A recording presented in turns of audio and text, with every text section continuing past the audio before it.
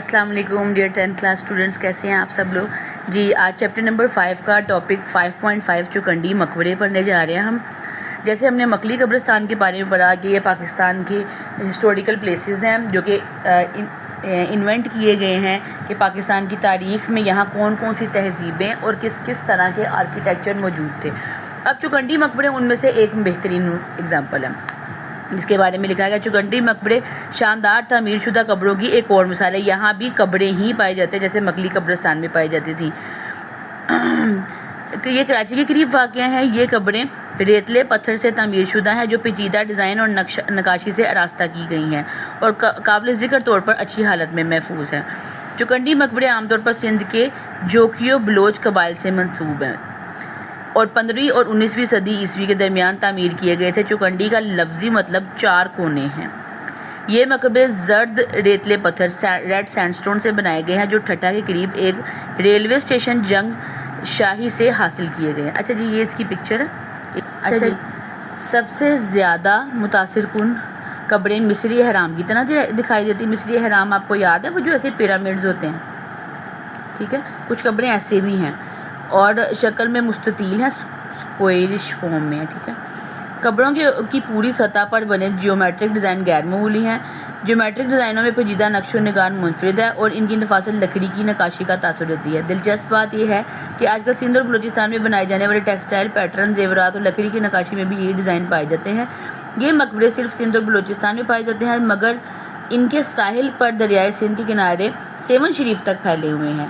ہیدان، لسبیلا جیسے مقامات میں اور ملیر، ڈمبلوٹ اور میر پور ساکرو میں پرانی ٹرنک روڈ کے ساتھ واقع مقبرے زیادہ خوبصورتی سے تراشے گئے پتھر سے تعمیر کیے گئے ہیں۔ اب یہاں پہ آپ کو ٹیکسچر بتایا جا رہا ہے کہ وہاں کیا کیا مٹیریل یوز ہوا ہے ان کی قبروں کی تعمیر میں۔ کئی مقبرے دریائے سندھ کی مشرقی جانب گجو پتھر اور گجو، تھریبیا، سوندا اور سیون شریف میں بھی ملتے ہیں۔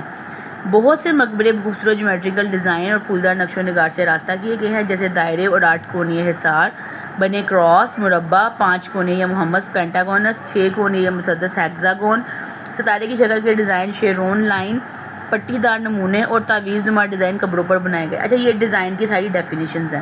کچھ مورخین نے لکھا ہے کہ کچھ قبریں انسانوں اور مختلف مناظر کی تصویر کشی سے آراستہ کی گئی تھی، مثلا شکار کے مناظر، زیورات کی عکاسی، جنگی ہتھیاروں کی تصاویر جو دیکھنے والوں کو یہ سمجھنے میں مدد دیتی تھی کہ کون سی قبر کس جنگجو کی ہے یا دستکار کی ہے۔ ایسی قبریں تقریباً ناپید ہو چکی ہیں۔ کچھ جگہوں پر چھتری نما کینوپیز بھی پائے گئے ہیں جن میں سے ایک کا نقشہ مربع میں ہے اور یہ 8 ستونوں والا ہے۔ ستونوں کے اوپر اس پر ایک گول گنبد نما چھت بنائی گئی ہے جس کے اوپر ایک قبہ بھی نصب ہے۔ ستون 8 کونیے ہے، شیرون پیٹرن اور 4 بریکٹوں کے ساتھ سجائے گئے ہیں۔ ان بریکٹوں کو بھی سجایا گیا ہے۔ تراشے ہوئے ڈرپ سٹون اور پیراپٹ بھی چھتری کی خوبصورتی میں اضافہ کرتے ہیں۔ پیراپٹ بولتے ہیں جو کنارے ہوتے ہیں نا، بالکل کنارے ان کو کہا جاتا ہے۔ ہاں جی، نیکسٹ ہمارا ٹاپک اسی کو ہم کمپلیٹ کرنے جا رہے ہیں۔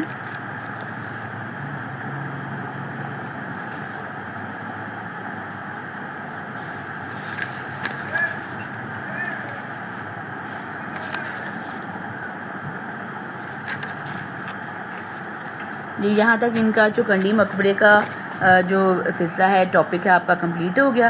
نیکسٹ انشاءاللہ اسی چیپٹر کا میں آپ کو جو ہے نا نیکسٹ ٹاپک سٹارٹ کرواؤں گی۔ امید ہے آپ سب کو سمجھ آ گیا ہوگا۔ کسی قسم کا کوئی سوال ہے یا کوئی بات سمجھ نہیں آئی ہے تو آپ کمنٹ سیکشن میں مجھ سے پوچھ سکتے ہیں۔ ویڈیو کے اینڈ پہ لائک اور سبسکرائب ضرور کر دیجیے گا تاکہ باقی بچے جو اس کتاب کو پڑھنا چاہ رہے ہیں وہ اس سے فائدہ اٹھا سکیں۔ جزاک اللہ۔